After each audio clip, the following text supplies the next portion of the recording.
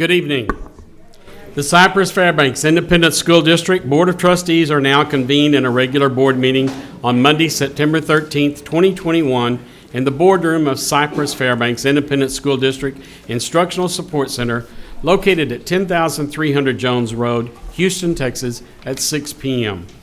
I want to welcome the members of our audience and our television viewers to this meeting of the Board of Trustees. As the Cypress-Fairbanks Board of Trustees, we are here to set goals, listen to reports from the superintendent, approve budgets, contracts, personnel appointments, and make policy for the district. It is not the role of the board to make day-to-day operational decisions. The management and day-to-day operations of the district are the responsibility of the superintendent. We have policies and procedures in place to resolve concerns and issues. This is a public meeting of the Board of Trustees, not a meeting of the public. Prior to this meeting, board members received information related to items on tonight's agenda. Agenda items will not necessarily be handled in the order listed on the notice. The meeting is open to all who wish to attend and hear the matters discussed. During the course of this meeting, the board may determine that a closed session is necessary. In that event, the board will meet in closed session to consider matters duly posted for this meeting as permitted by sections 551.071 through 551.084 of the Texas Government Code. These proceedings are airing live on Comcast Channel 16 and the district website. They will also be available as video on demand on the district website following tonight's meeting. For the video to adequately reflect the proceedings, I respectfully ask that you please refrain from talking while others are speaking and that cell phones are turned off in silent mode. Thank you for taking the time to join us this evening and for your interest in the Cypress-Fairbanks Independent School District.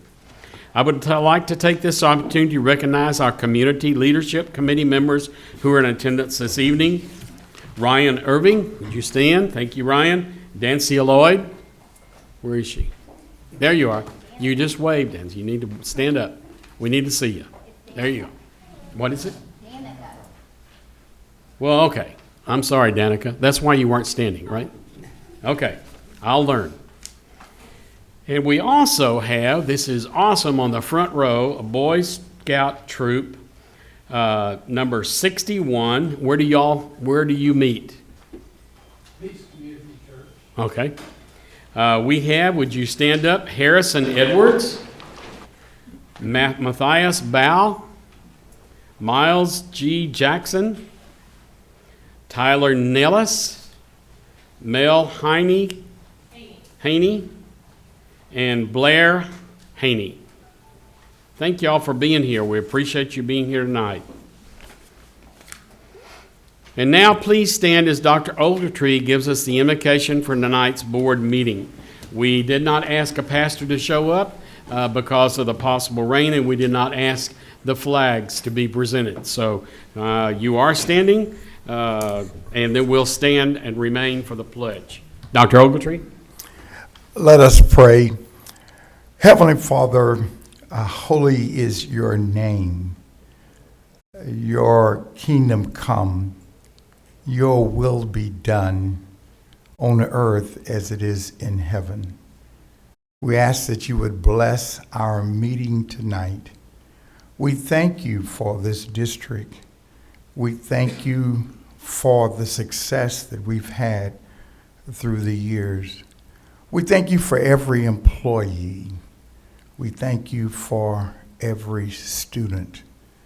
We thank you that we have a district that wants to educate each and every child.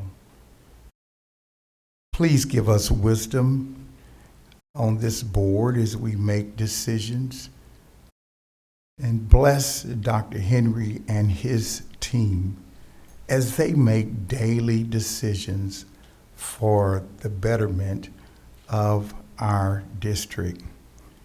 We ask your blessings upon Debbie Blackshear, who we miss so dearly.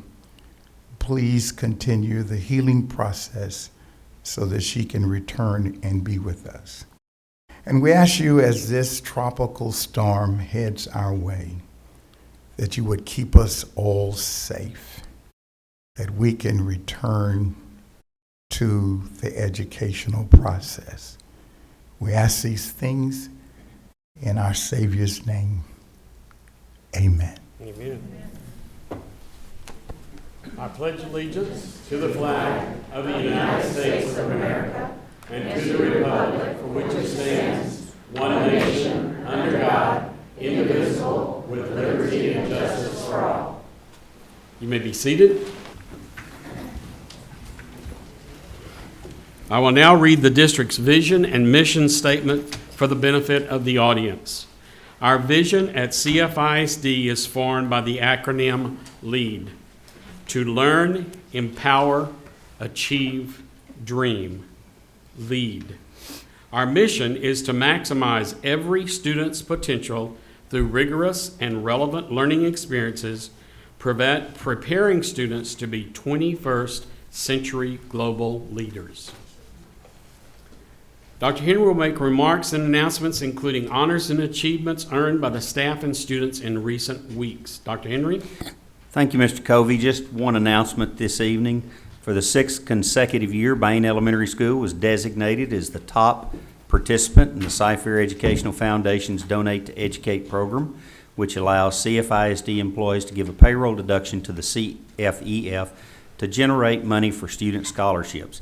Nearly 60% of Bain staff participated in the program for a total donation of nearly $8,000. Thank you, Mr. Covey. Thank you. We'll now proceed with the public comments portion of the agenda. Patrons who are duly registered per policy BED local may address the board and make public comments on an agenda item during or before the board's consideration of the item. The board may allow public comment on agenda items at all meetings. The board will continue with the remaining agenda after the registered patrons have had an opportunity to speak. We have one speaker on the public comment part, and I'm probably not going to say this right, AC Indemayo. Pretty good.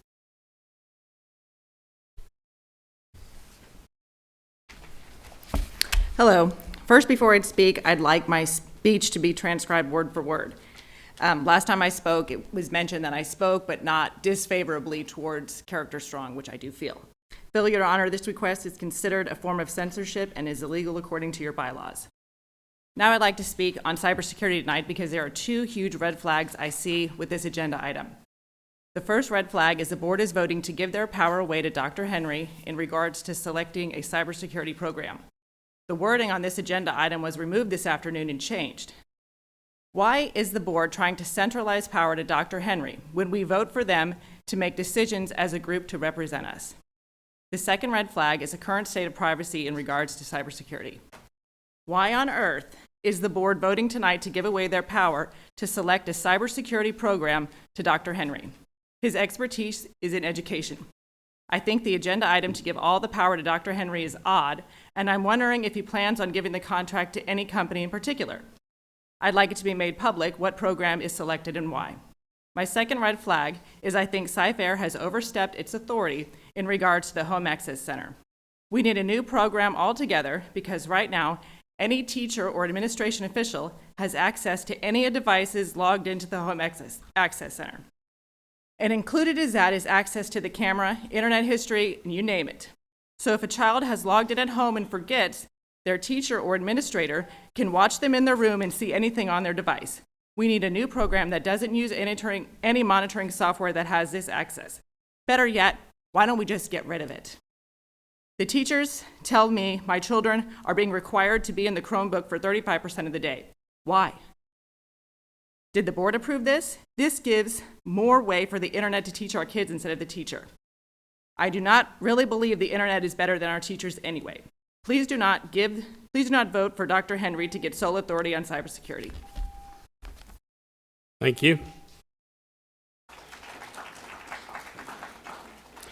We will now proceed with the board comments portion of the agenda. 5A, the board member may make a comment during this portion of the agenda without prior posting being required. Comment items may not pertain to the character of any students, staff, or board member and may not be discussed or deliberated upon at this meeting. Board members? Do I have anybody? Gilbert? Go ahead. Yes, in the past month, since slightly before school has started, I had the ability to go out to several campuses and visit in a roundabout way. So, but I did get to go to a few of the sporting events and stuff. And what I saw was it wasn't quite yet back to what we hope it is, but it's a start. And I want to applaud the staff for getting us back there. And then as I peered out and saw the parents in attendance and the fans and stuff, it was refreshing, and I just wanted to pass that along. I talked to many of the students, and many of them had no idea who I was at any point or anything. And I just asked simple questions: "How you doing? How did the school year start with you guys?" And even the employees there, or the educators, how were things going? And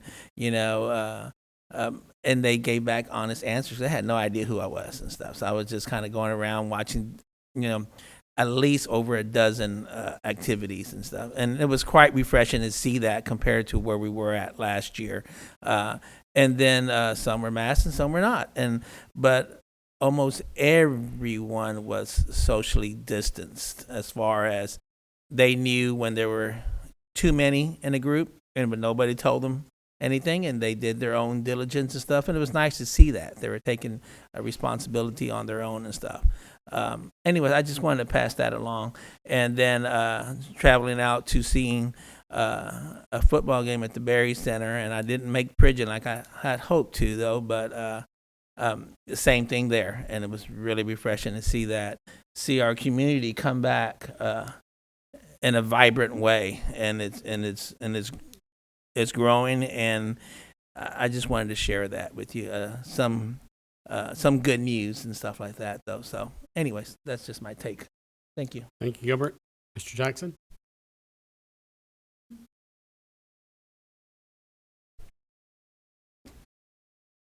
Some of the stops I made since the last board meeting included our summer school graduation. Very robust, with 4 times the numbers we normally see. The student who provided the commencement comments noted that their drive to graduate taught them many lessons, but years later they would remember, among all of them, that they learned grit.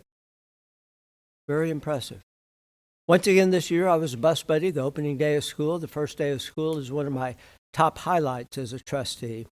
I visited with Feast, where my children went, and Principal Dr. Giroux gave me a campus tour to see the new construction, chat with students and teachers. My key takeaways: pre-K and K classes were robust. That's a tribute to the trust parents place in the principal and staff of that campus. About 70-80% of the students and staff chose to wear a mask. The students were genuinely happy to be back in school. I asked the 4th and 5th graders what they thought of their new school. Some of their words, and I told them I would repeat them tonight: awesome, great, unique. Takeaway number 4, construction dollars were well spent. Interesting numbers. The positivity rate for our district with voluntary mask wearing is the same as another large district with mandatory mask usage. That achievement is attributable to students, parents, staff, and overall leadership. On the subject of masks, we have parent choice, we have employee choice. We follow the law, we follow the advice of counsel. And Laurie, my dear cousin, a 40-year teacher of education, who passed away the first week of school from COVID, I wear my mask tonight for you.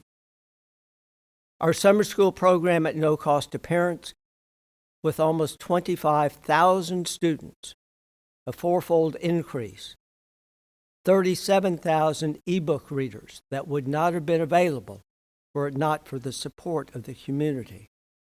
Our algebra summer camp had 1,500 students in attendance, It's already the best of its kind in the entire state of Texas.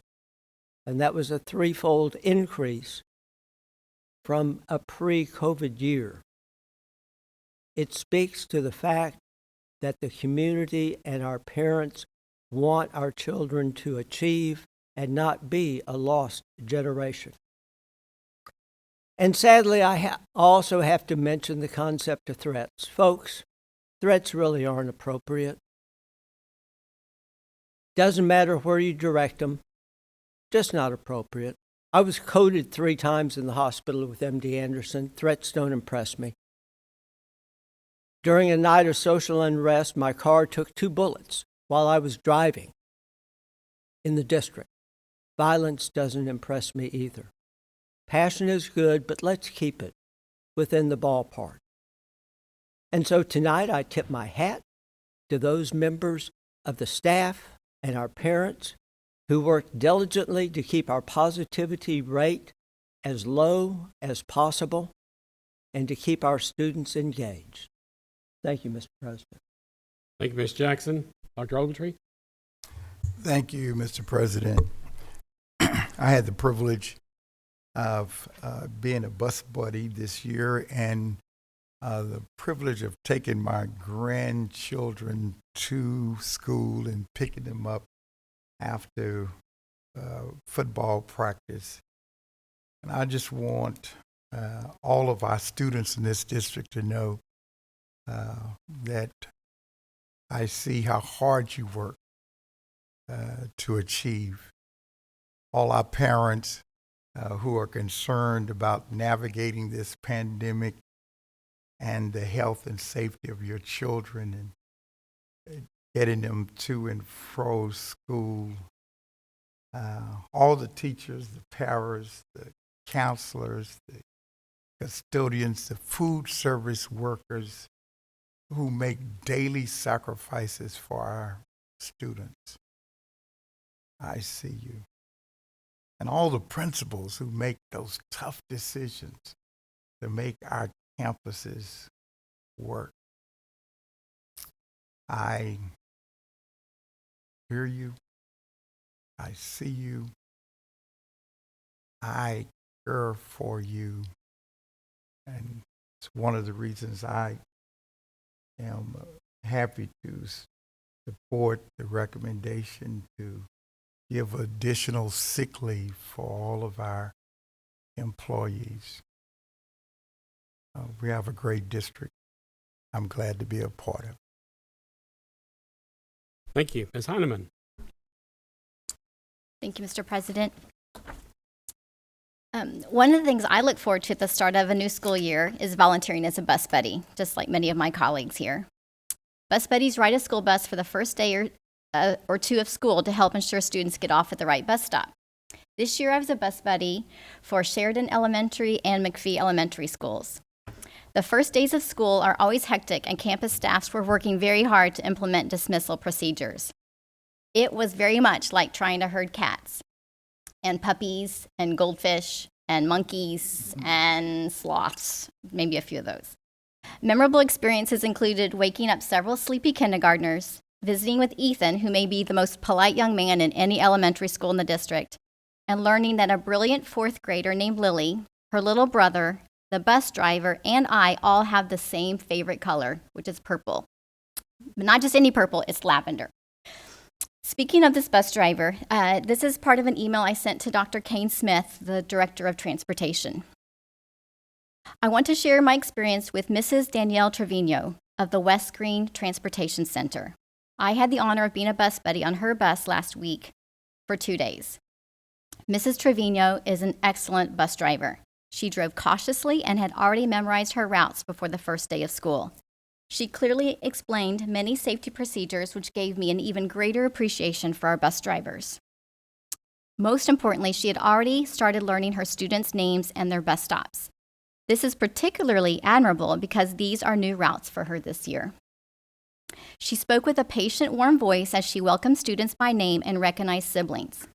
She reassured one student that we would not leave until his little sister was on the bus. She ensured our littlest learners were sitting right behind her or with an older sibling if they wanted to, and didn't rush her students. Even when our departures were delayed, Mrs. Trevino did not become flustered. When some of the older students became a bit rowdy and loud, she addressed them calmly and asked them to use their level 1 voices. Because of her approach, they responded immediately and respectfully. I am grateful that our students are in her very capable and caring hands. We're lucky to have her as a CFISD bus driver. Next, many families in our community, including mine, are deeply impacted by mental illness, like depression and anxiety. Mental health is just as important as physical health, and often it's hard to find resources when you need them. In a time of crisis or concern, just Googling isn't very effective or helpful. I encourage everyone to visit the CFISD Mental Health Resource Fair, being held on October 6th at the Berry Center from 4:30 to 6:30. If you cannot attend in person, a list of resources can be found on the CFISD website. You can look under departments. If you look under the police department, there's a list. Also under guidance and counseling, there is a list. I just noticed there's a camera. There's also a very lengthy document, a resource guide that lists resources in our communities. Next, when I went back to watch the archived video from last Thursday's board work session, I observed a couple of things. Number one, I touch my hair way too much when I'm talking. That's why I laughed. I just did it. This is a demo, especially when I'm agitated. A second thing I observed is setting a school district tax rate is an incredibly complex process that isn't just about the tax rate percentage, which is the part that we partially control. It's about property values that are set by the Harris County Appraisal District. It's about local versus state control and how the state legislature has slowly been chipping away at local control by consolidating power at the state level. At the board work session last Thursday, we talked about how CFISD offers true property tax relief by offering an optional homestead exemption of 20% off your property tax. Yet the state penalizes the district and reduces our state funding because we aren't collecting more taxes for them. When I say optional, I mean that it's optional for CFISD to give it. It's something that past boards and this board have decided to offer. I am guessing that the majority of taxpayers don't know any of that. Instead, the school district gets blamed for high property taxes when in actuality we are taking steps to lower them. I believe we have financial transparency, but transparency without clarity and understanding is ineffective. We need to find better ways to help taxpayers better understand their property taxes. My annual rant and the conversations I have with friends and community members at work or in the grocery store aren't good enough. I am challenging us to try to work on that. Finally, I have been reflecting on my time on the school board. I've served for 2 years and I have learned so much, and I'm still learning. It continues to be a very steep learning curve, or maybe a roller coaster is a better description. Before I ran for the school board, I attended almost every work session and formal meeting for 3 years. I can count the ones I missed on one hand.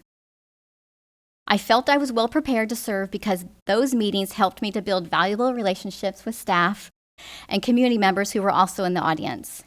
I learned about how the agendas work, and I gained confidence in the many times I spoke to the board during public comments.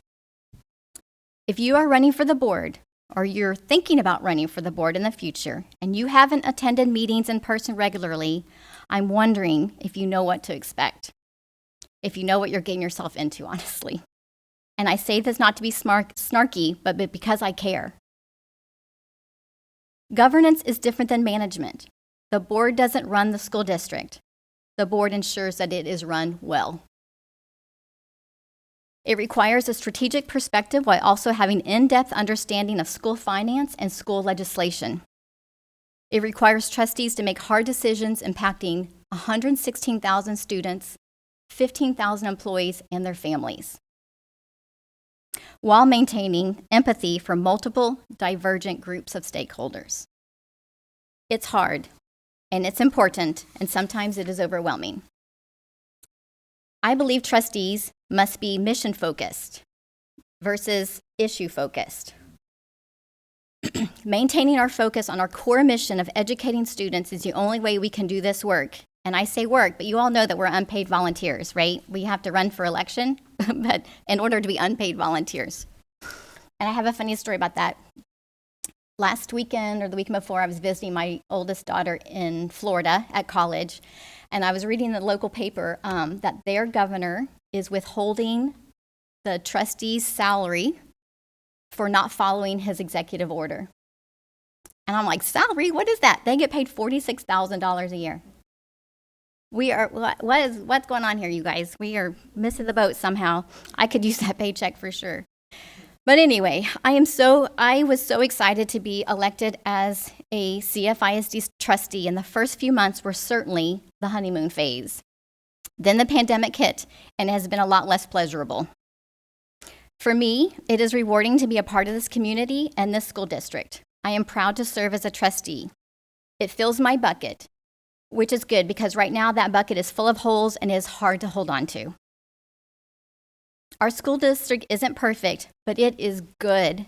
Our students, their teachers, bus drivers, maintenance, our police officers, our nurses, and our administrators are good people doing good work. Let's keep focusing on the good and on the mission. And finally, because I always say finally twice, I don't really mean it the first time. I want to send out much love to Debbie Blackshear. We do miss her, and we cannot wait for her to come back and join us on the board. Thank you. Sorry that was so Ms. long. Heineman. Sorry. Like my colleagues, I also participated in a Bus Buddy, and anyone can participate in Bus Buddy. So if you've never done it, it's quite an experience. It's a lot of fun. I will say that I did the sweep of each bus to make sure there were not backpacks or bottles or trash left on the floor. I guess you might call it a janitorial situation, but I just called it a sweep. It was a lot of fun, and working with those kids and watching them, and pretty much the exuberance in pre-K and K. They're so excited to be in school. It's amazing and a lot of fun. Now, like my colleagues, this past Saturday was the 20th anniversary of 9/11 invasion of terrorists on the American soil. Watching many programs, I was taken with Diane Sawyer's Moms and Babies, and their look back at 20 years of losing a loved one on that horrific day.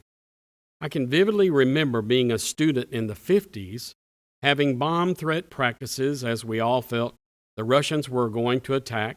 Many built bomb shelters, and the bomb threat drills. I'm still not sure getting in the hallway, putting your head between your legs was going to save you very much, but that's what we did. Khrushchev, the former prime minister of Russia, even said, "We will take America without firing a shot. We do not need to invade U.S. We will destroy from within." In the 60s, the Vietnam War. In the 70s, the gas shortage and the economy breakdown. In the 80s, we saw the tearing down of the wall in Germany. And in the 90s, that short war in Iraq. And we're all familiar from 2000 on up. So many struggles from without and some from within, and yet I'm moved by the optimism, the love, and the hope that I saw come from these babies that were born prior to, during, or after the 9/11. What I heard was a reading of many names of lost people from planes, as first responders, in the towers, at the Pentagon, and the names of Americans, not differentiated by race, class, economic background, educational background. They were Americans. None were singled out for anything other than being a heroic or a victim of this brutal attack, but simply Americans. They were brought together by tragedy, yet choosing hope over defeat. It was a time of solidarity, being American. Americans on a plane destined for some specific target in Washington, D.C., coming together to stop the plan and save lives while giving their lives for the greater good of America. One news reporter even commented that in his many travels worldwide, he could always pick out an American in a foreign country. We may not be a specific ethnic race, but we are Americans. Are we perfect? No way. Are we seeking continuous improvement? Always. Khrushchev may have thought he knew how to take over America, and some things may have even occurred that make his statement seem almost possible. But I believe in the American dream and hope. I feel that it's still in the hearts of America across our great nation and those working and enjoying other lands. The tragedy that occurred on 9/11 was despicable, and yet the American hope is resilient. Our American legacy lives on, continually evolving and improving, yet having a realization that our American spirit is our greatest unifying streak. God bless the heroes of the victims of 9/11 and their families. This day will never be forgotten, and their memories and lives will live on forever. Thank you.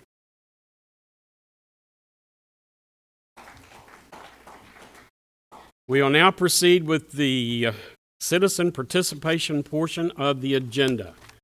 6A, patrons who have duly registered per policy BED local may address the board regarding matters of concern, interest to the district.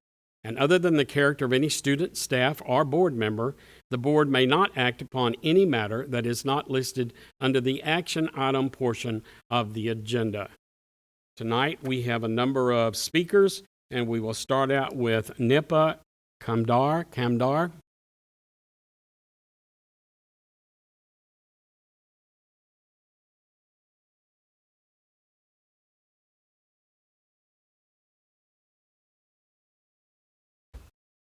Can you hear me okay? My name is Nipa Kamdar. I'm a nurse practitioner. I'm a community health nurse educator at UT, and I also conduct my own grant-funded research as a nurse scientist. But I'm here today in my most important role, that of a mother of 2 Cy-Fair ISD students. I have 2 points I wish to make today. I have reviewed the Lead Safely policy carefully, and I've identified a mistake, an error. Under prevention, I see self-monitoring, quarantine isolation, and vaccine, but I do not see mask. When I read further, I found that mask was listed under mitigation. To define mitigation, it is what we do once an infection has occurred, and we are trying to minimize damage. Masks are, by definition, prevention. It is a basic primary prevention practice to reduce the spread of airborne diseases. This is scientifically demonstrated and proven by evidence. It needs to be moved from mitigation to the prevention section. And whoever has advised you that masks are prevention or is mitigation, I would love to speak to them to correct their mistake. The second thing is messaging. I understand that Abbott has placed a ban on mask mandates. I'm not here to argue that. But your messaging can be more clear. We educate by modeling. And last week or 2 weeks ago, I heard a coach tell a parent conference that your child does not have to wear a mask. Why is that type of comment okay, but the inverse not okay? I also saw administration walking up and down in front of new parents for a 9th grade presentation, not wearing a mask, but telling the parents that if your child shows up at the mask on Monday, they will not be ridiculed. I appreciate that. I'm sure that person meant it with good intentions, but the message should have been, we encourage the children to wear a mask on Monday, please. Thank you, Ms. Kamdar. Thank you. I'm sorry, and I apologize to you. I should have told you our policy and procedure, so I apologize for that, and I'll let you go a little bit longer. Thank you very much. Thank you. Just for those who've never been here before, we have the lights over here. You're given 2 minutes. At 30 seconds before the end, the yellow light comes on, and at the red light, you're to summarize and complete your thoughts. Next up is Ryan Irving. Mr. Irving.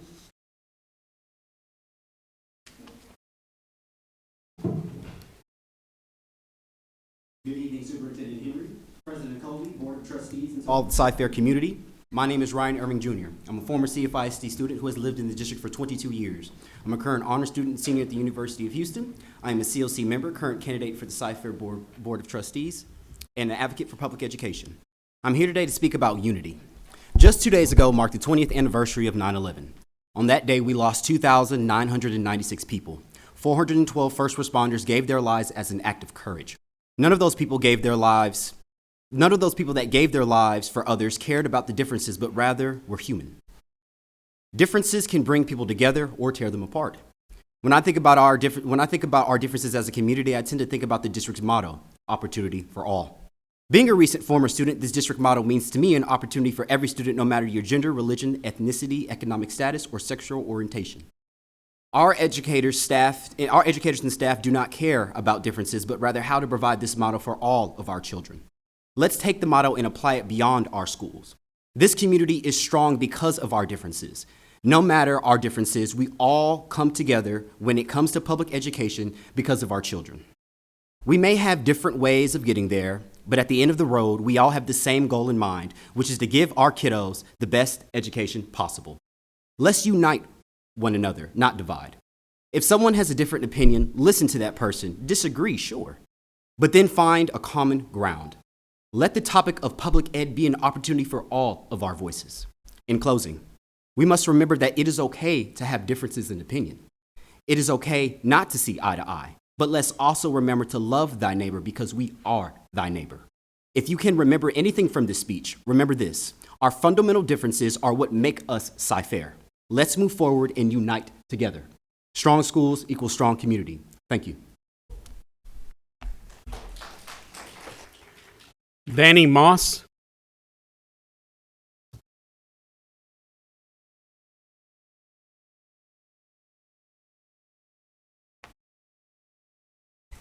Hi, my name is Danny Moss. Before my time begins, I'd like for this to be put word for word in public transcript. I would not like it to be paraphrased or summarized as citizens spoke.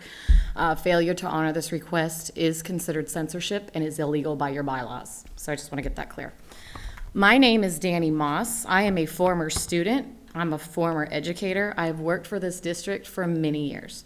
I have resigned for multiple reasons. If anybody in this room would like to see my resignation letter, I'm more than happy to share it publicly. I may not be an educator with you guys, but I am still a concerned taxpayer. I was recently made aware of several statements made by a sitting member of our board, John Ogletree. I did not come to debate. I'm sorry, you cannot reflect on anyone on the board. Okay, And I well, a stated member that on at your the board. beginning. A member on your board, who I won't name. I'm not going to debate. actually- I'm not here to debate it, but I would like some clarity, and I would like to know where each of you stands on his statements, or this person's statements. I would like accountability as to where you guys stand, because some of these statements, I'm sure, can be taken in multiple ways with the community. I am positive that over the 300 local law enforcement members that I talked today specifically would like to know as well, as imagine being compared to KKK. It did not sit well with most of them. As you know, elections are coming up. Seats are for grabs. We want to know as taxpayers how you stand. So I am going to ask on record and request that each of you tell us, how do you stand on these statements? Do you agree with this statement? Quote, yesterday's Ku Klux Klan members are today's police officers and councilmen. Yes or no? Do you agree or do you not agree? As a board member, I would like to know where you stand on this. I would also like to know why we are being told as Trump supporters that we have to apologize for his, quote, ungodly behavior. It's unacceptable to me, and it's unacceptable to isolate your voters who vote for you. I do not condone this. I'm not here to debate it. Thank you, Ms. Moss.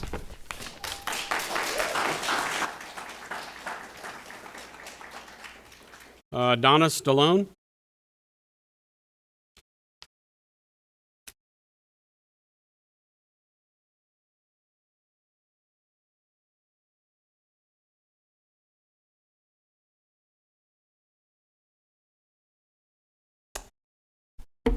My name is Donna Stallone. I appreciate you all being here and giving us the 2 minutes to speak.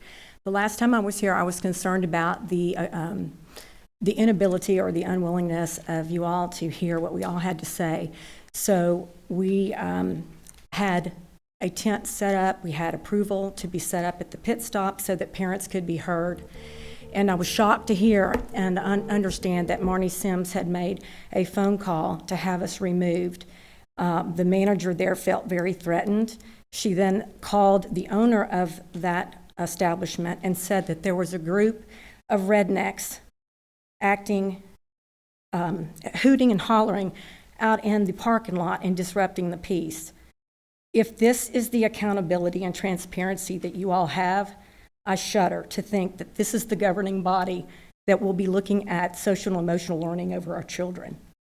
I would appreciate, are you willing to look me in the face now and tell me that I'm a redneck and that I was disrupting the peace because that was my son? Ms. Stallone, once again, we made the statement. You need to make your statements, but not direct to anyone. Did you hear what I said? You know what? My time is up here, but I think a lot of your time is up here too. Thank you.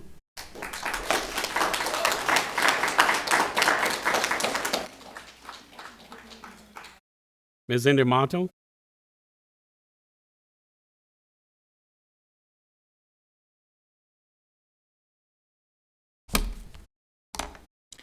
I'd like the board to publicly condemn the following 2 no place for hate lessons that were taught because they teach critical race theory. The first lesson I'd like condemned. In a few middle schools, the Anti-Defamation League lesson plan about Lonnie Chavez instructs teachers to elicit the following definition of racism: the disrespect, harm, and mistreatment of people of color based on the made-up idea that white people deserve to be in charge and treated better. I compared this definition to the ones from dictionaries. Not one mentioned white people. Not one mentioned people of color. The definition taught by Cypher is not in line with reality. The reality is anyone can be racist. The definition provided by Cypher is very divisive. It tells children that white people are racist and think they deserve to be treated better just because of the color of their skin. Is the board aware that white people can also not be racist? Why are you allowing Dr. Henry and Cypher ISD to continue this program? The second lesson I'd like condemned. In a lesson for pre-K, 4-year-olds to 5th grade, it shows a scenario where a black teenager is applying for a job at a pizza place and a white man is holding up a big sign that says, "Sorry, we don't accept people like you." 4-year-olds have no idea what applying for a job even means. Why is this being taught? How can a small child reconcile this lesson with what they know? I think they are learning that they won't be accepted. That's the takeaway. Why make a child feel like this? Is this part of your social emotional learning that you're spending millions of dollars on? I deserve a response as a taxpayer and a mother, and the board has quit responding to me entirely. The last 3 meetings I've spoken at, I've gotten no response. This isn't even legal, I don't believe. Please publicly condemn this and get it out of our schools. And Bob Covey, has it occurred to you that the board, by allowing Dr. Henry to promote CRT, is destroying America from within? Thank you very Didn't much. you just may quote sit Russia down. from destroying America Thank within? you. Is the irony lost you. on you?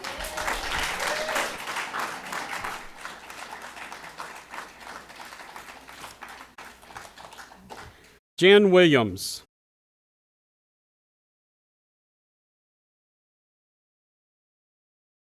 This is my first board meeting, and it is crazy. Y'all have a hard job. Thank you for having me tonight. I am Jen Williams. I was a special education teacher for 7 years before staying home to raise my kids. Today I'm here to concern, obviously, my concerns with face masks and the lack of a mandate. I understand what we are under with Governor Abbott. I'm sorry, my voice is shaky. I am nervous. I don't do this for fun. But I also know as an educator that we are a very creative group of people. And I feel that if we really wanted something, we could make that happen. I know we can. I've done it before. We have lots of outs. Cypher has given elementary schools the option of virtual learning in a mask-only zone, but this is not what the majority of us parents want. We want our kids in school safely. What about our middle and high school kids? They don't even have the option. Many students identified with special needs per a 504 plan or an IEP are legally obligated to being provided a free and appropriate public education. But if they are unable to safely attend school, then how are we meeting the needs of this population? Community is a part of our curriculum in CFISD. We teach it is our responsibility to be a community helper, to take care of our community, to value our community. This is our opportunity to show that we value the health and well-being of our community members, both young and old. Last year, I homeschooled my son due to the lack of data from COVID. Seeing how successful we had been, I decided to send him back. Without masks, it's not an option. It's not safe. We live with my father. He's immunocompromised. My son wants to be in school more than anything. He wants to be around kids, and it's not a safe choice for our family. My kids don't have the option to be vaccinated. We ask that the mask mandate be implemented immediately. We ask that the reporting requirements for positive cases be classroom specific. We ask that students be given the option to enroll temporarily in online education so there is no pressure to be on campus with a positive COVID case. I won't go over. I appreciate your time tonight. Thank you for all you do. Thank you. William Ely?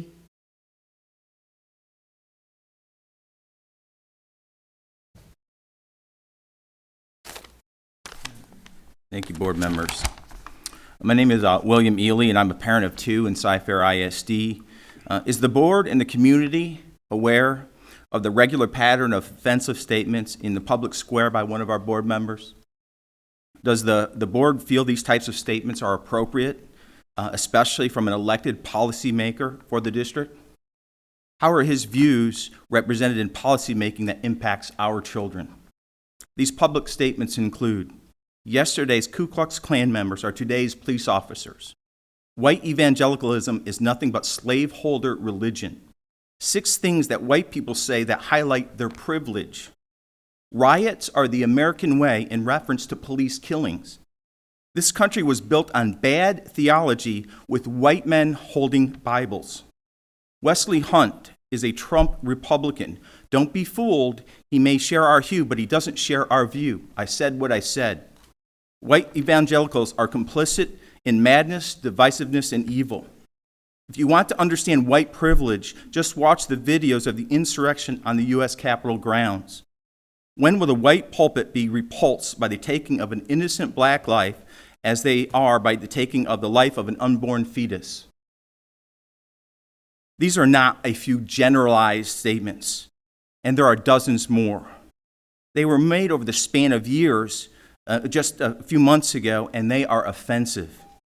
You only removed some of them when you filed to rerun for office. My grandmother taught me that if an apology includes a but, an if, or however, it's not really an apology at all. These statements contradict the district's commitment to opportunity for all.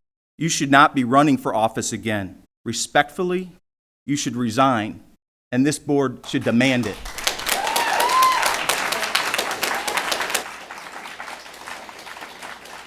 Michelle Allen. Michelle Allen.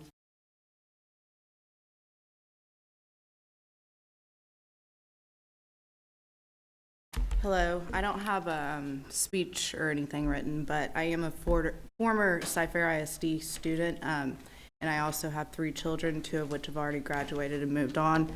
One in 2nd grade. After reviewing the curriculum and doing my research for myself on the CRT, it is evident that it is being taught, excuse me, in the schools, and the whole curriculum needs to be revamped. Bottom line, I mean, there's nothing more to, discuss other than it needs to be completely revamped. And in addition, there needs to be term limits on all of these positions.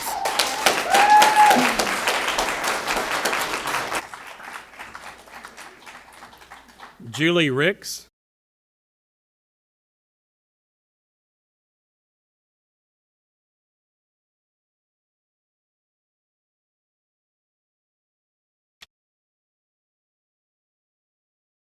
Hello, that's my daughter. I'm so proud of her.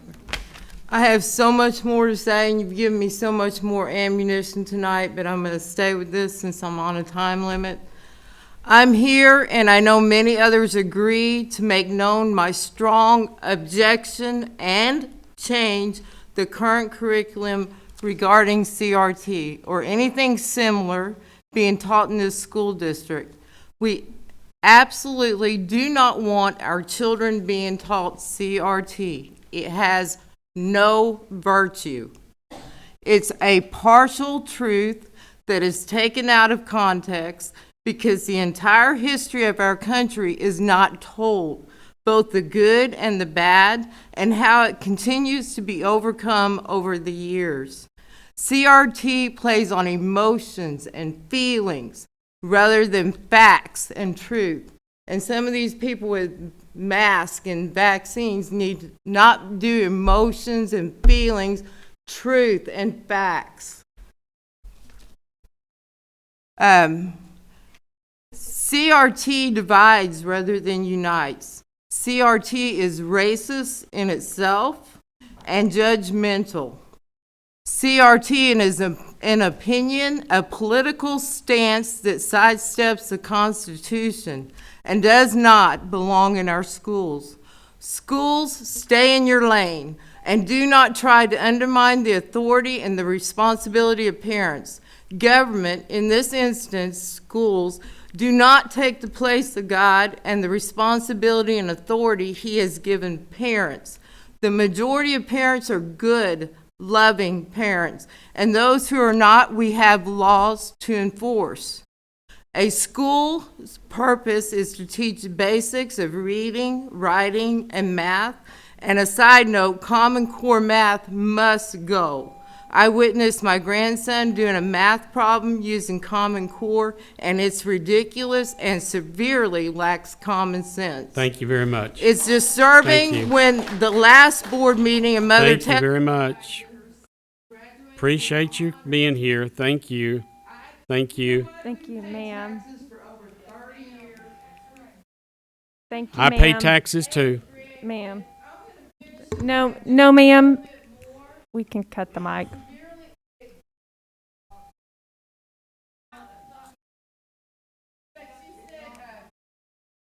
Ma'am, please go sit down. Ma'am, please go sit down. Okay. Ma'am, please go sit down, or I'm going to ask for you to be removed. Ma'am, please go sit down. Ma'am, please go sit down. Ma'am, please go sit down. Ma'am, please go sit down. Ma'am, please go sit down. Thank you, ma'am. Please go sit down. We only have 2 minutes, and we are trying to be respectful and ask you to please go sit down now. Ma'am, this is the last time I'm going to ask you. Officer, can you please ask this lady to leave? Thank you. Ma'am. I'm sorry. Ma'am, thank you. She can stay. I just would like her to honor the process. Thank you. No, I just need her to stop disrupting. I'm not going to kick her out. No, yes. Yeah, so we can go Honestly, on. we have policies and procedures, and Yeah. if you don't know those, you need to study them. So okay, well, if you know Thanks, them. guys. Never mind. We're never just mind. trying to Okay, go forward with the meeting. We're moving along. Ma'am, thank you. Let's go ahead and go forward. And ma'am, I'd be happy to talk to you after the meeting. Okay, let's go. Action item 8A, the board will consider approving the minutes of the August 5th, 2021 regular board meeting. Any board member have any concerns? Okay, you're not up. 9A, action items non-consent. The board will consider approving the 2021 certified tax rolls and the estimated collections rate for 2021 to be 100% and the 2020 excess debt collections rate to be 0. Is there any questions on this? This is moving to consent. Ma'am, This is going to consent. this is not, you're not part of this meeting. And so, no, this is a meeting that we have in the public.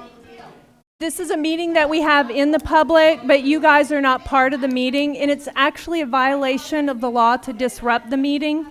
And we're trying very hard to allow you to remain. And so I need you to sit down and stop disrupting the meeting. Ma'am, this is the last warning. This is the last warning. Please have a seat. Thank you.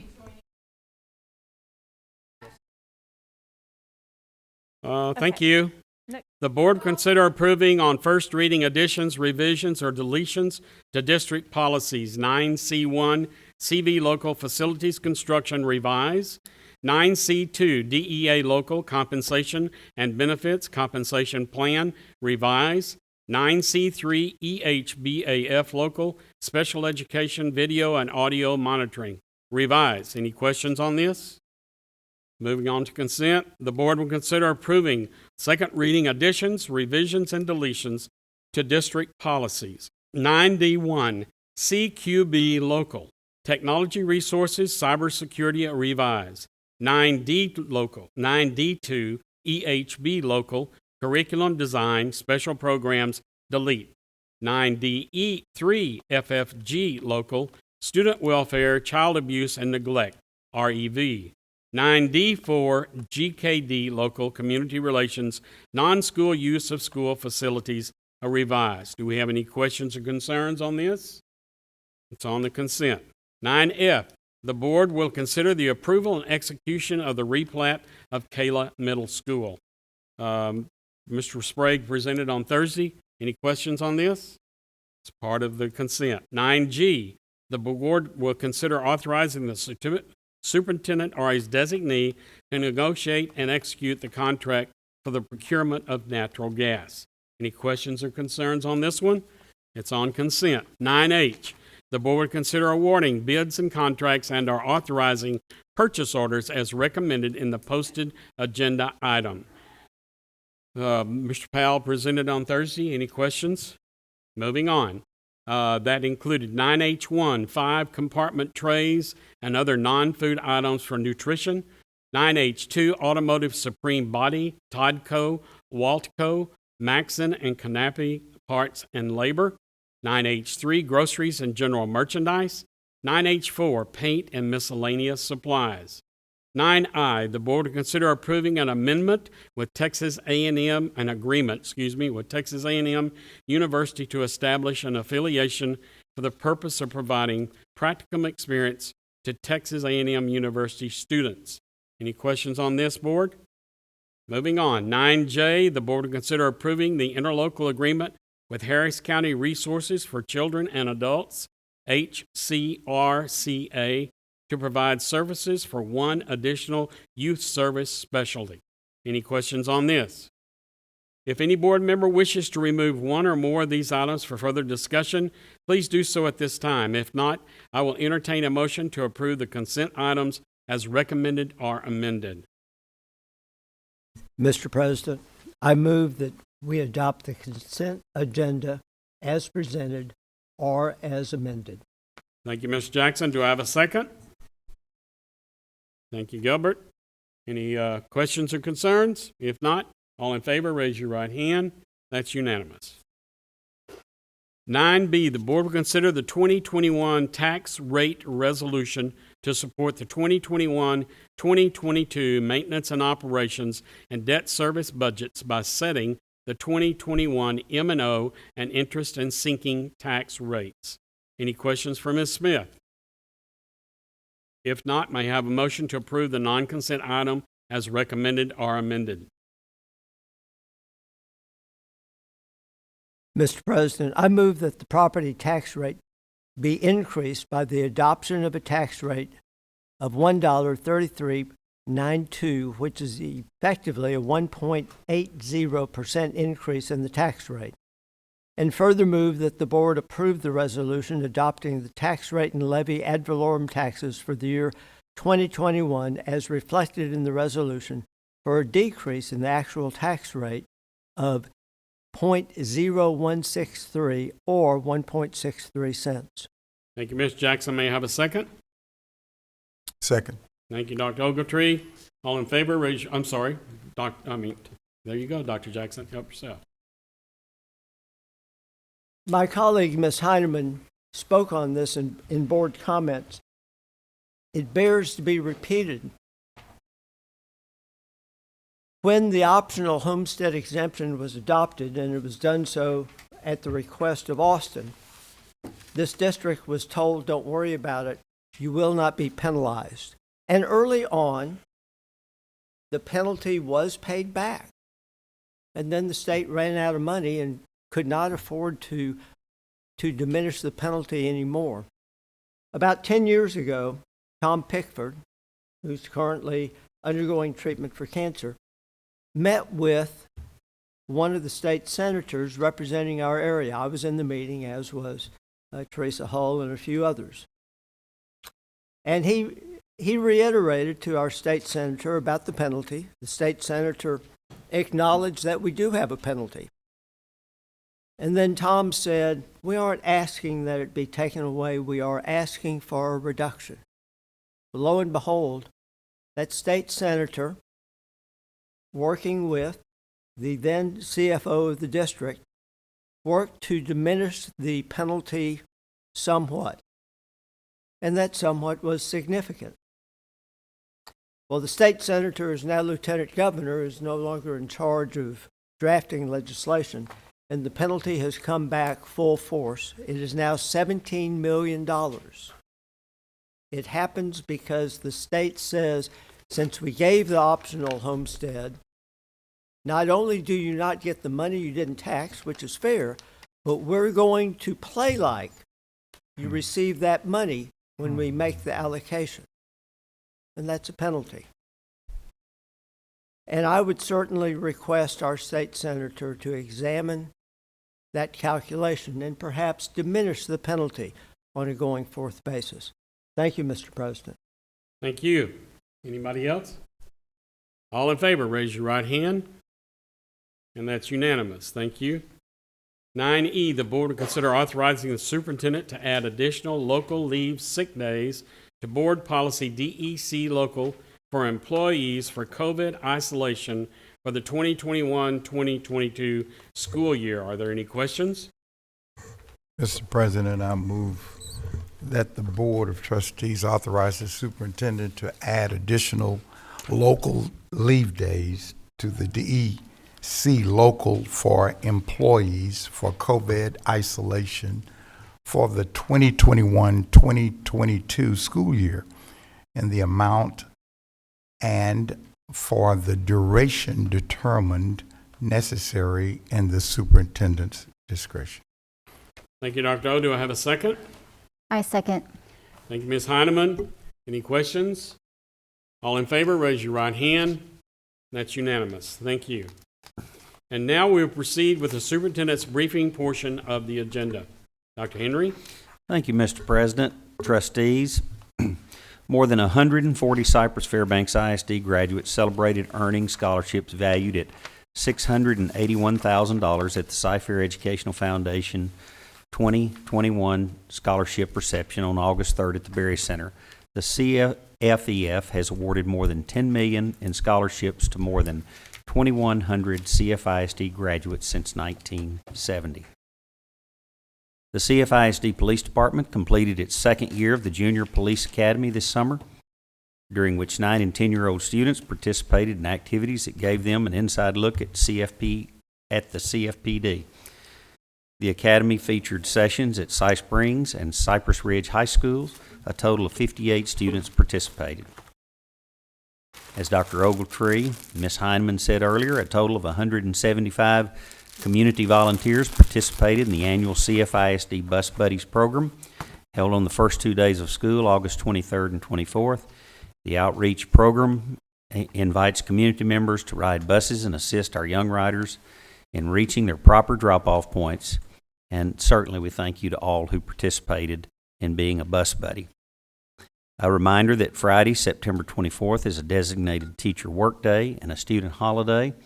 And to end on that, as you all know, Tropical Storm Nicholas is moving into our area, and tomorrow we will not all of our facilities and campuses will be closed.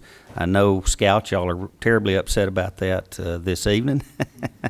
But tomorrow will be a non-school day, and all of our facilities will be closed, and hopefully we'll be back in school on Wednesday. Let's pray that it moves through quickly. Thank you, Mr. President. Thank you. And now this meeting is adjourned.